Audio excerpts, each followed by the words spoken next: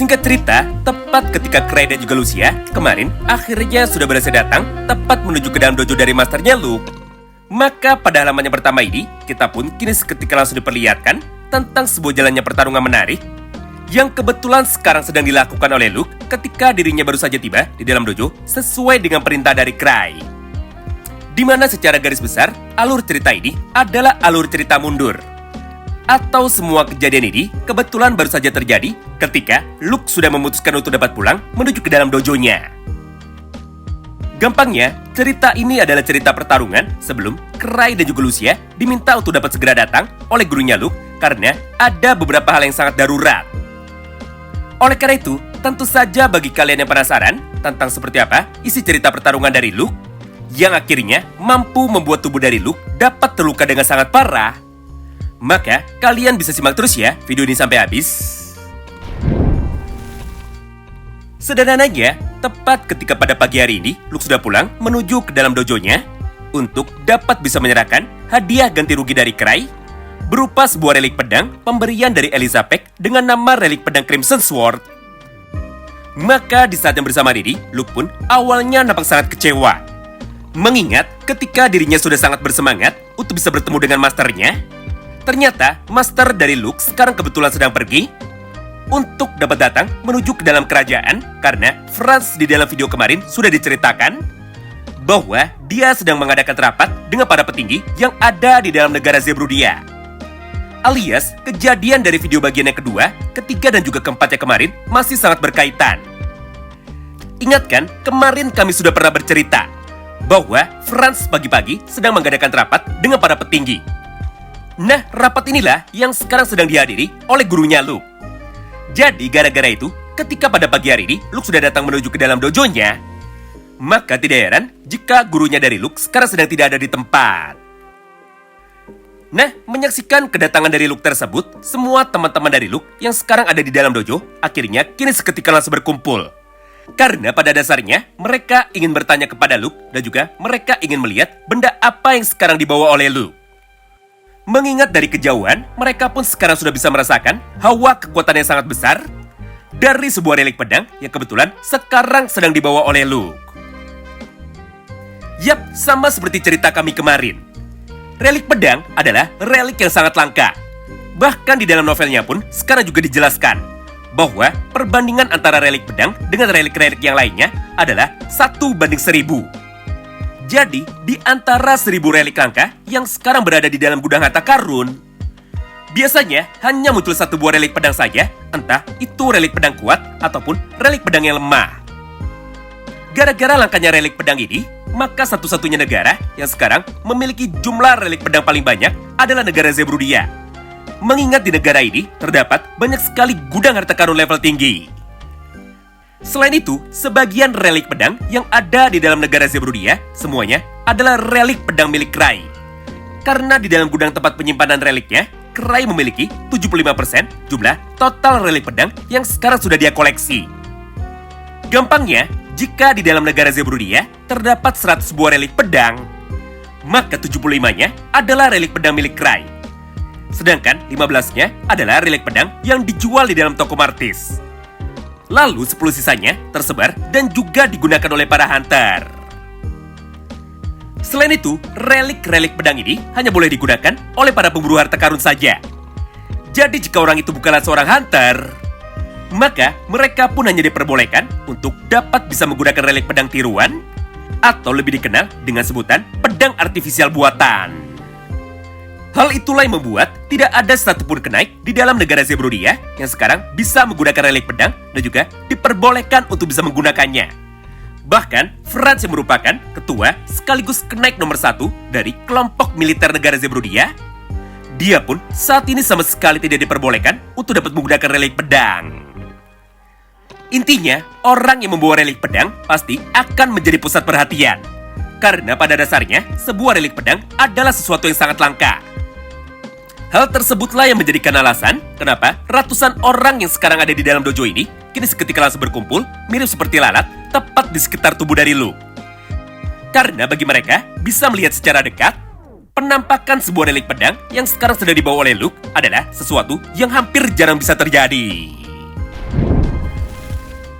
Nah, di momen inilah salah satu murid dari dojo itu yang merupakan teman dekat dari Luke, kini dia pun akhirnya langsung berkata kepada Luke bahwa dia ingin melihat dan juga dia pun ingin mencoba untuk bisa memegang relik pedang Crimson Sword ini yang sekarang kebetulan sedang dibawa oleh Luke. Karena menurutnya ini adalah waktu yang sangat tepat mengingat kebetulan master dari mereka sekarang sedang pergi. Mendengar permintaan itu dari Nadori, Luke pun awalnya sempat mencoba untuk bisa melarangnya.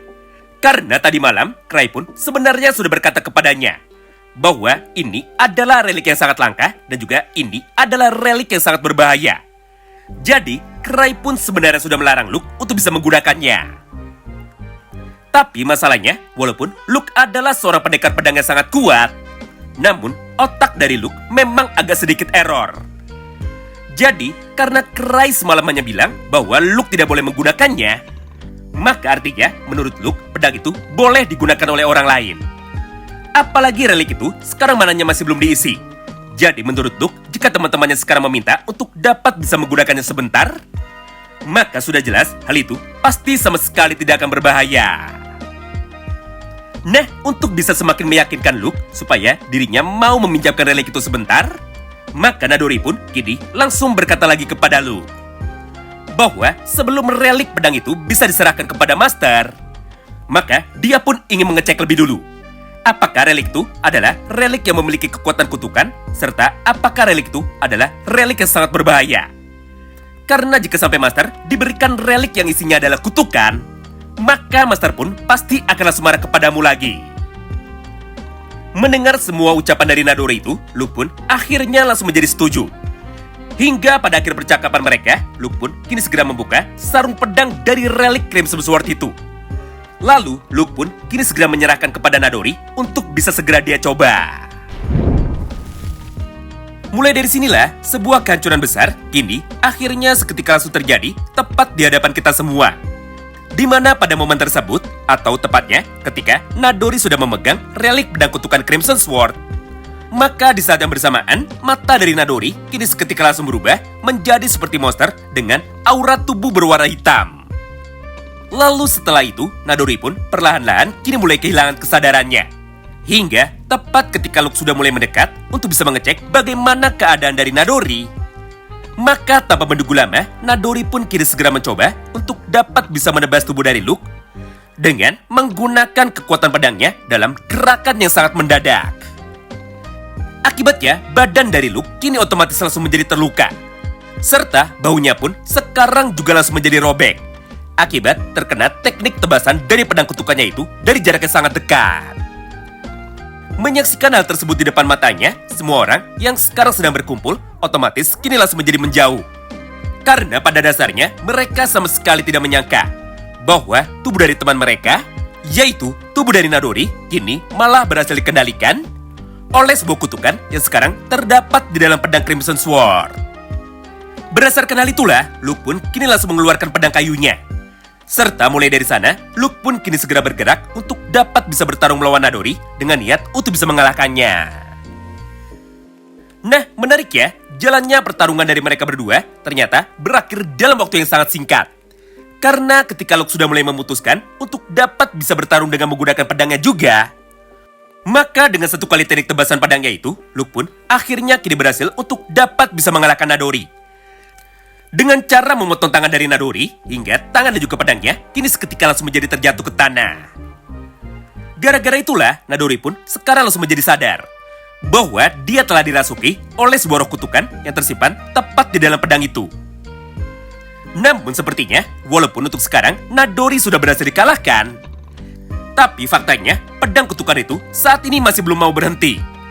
Karena ketika pedang itu sudah terjatuh ke tanah, maka pedang itu pun kini seketika langsung bergerak dan juga terbang untuk dapat bisa berpindah tangan menuju ke dalam pendekar pedang yang selanjutnya.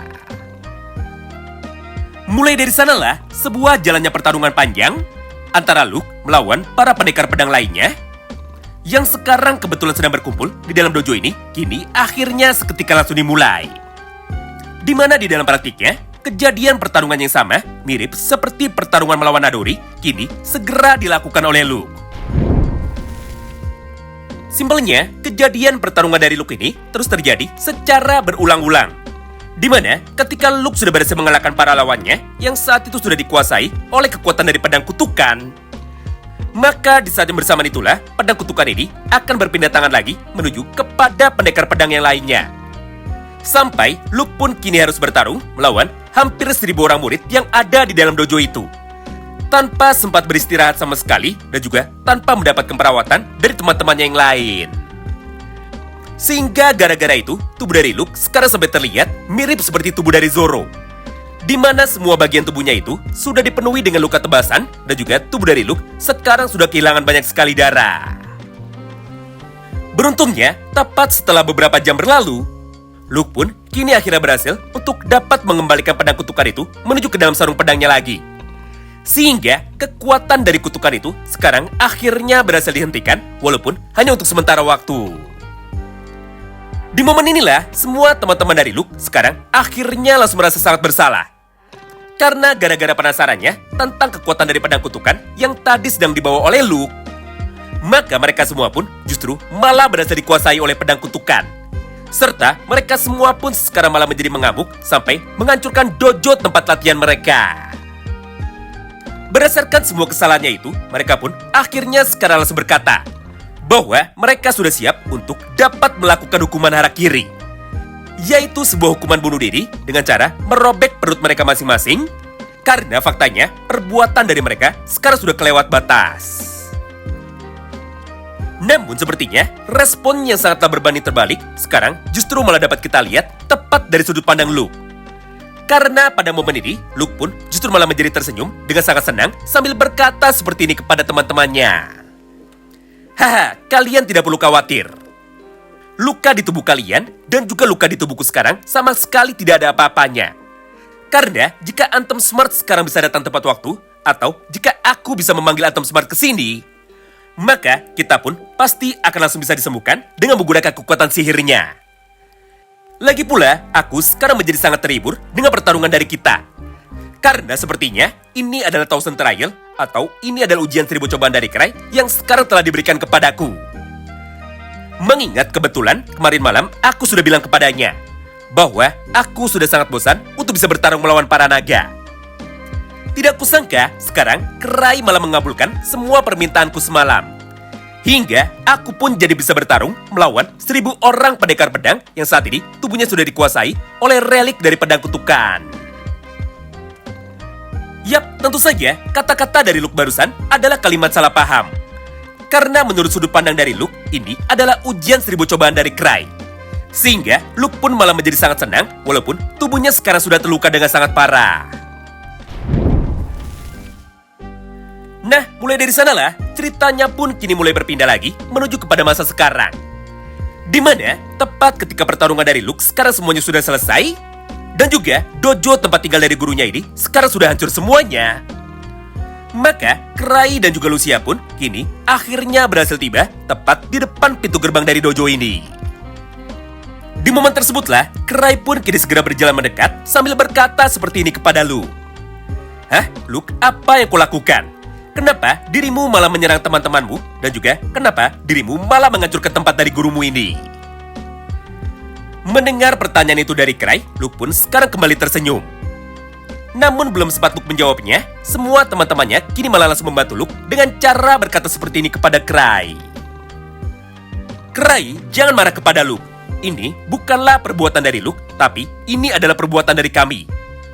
Luke lah orang yang telah menyadarkan kami, dan juga dialah orang yang telah menyelamatkan kami. Jadi dengan begitu, kami semua pun sekarang jadi berhasil lepas dari kekuatan pedang kutukan milikmu tersebut.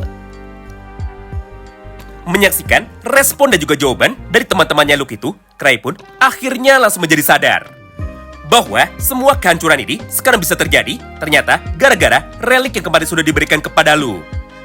Tapi belum sempat Cry berkata lagi kepada teman-teman dari Luke, maka tepat dari arah belakangnya itu, guru dari Luke yang kebetulan baru saja tiba juga dari rapatnya bersama dengan Franz. Maka dia pun tanpa pikir panjang, kini langsung menarik tubuh dari Cry mirip seperti pada gambar ini. Serta tanpa menunggu lama, Cry pun kini segera diseret menuju ke dalam sisa bangunan utamanya untuk dapat membicarakan beberapa hal penting tentang semua kejadian pada hari ini. Wow, menarik banget ya.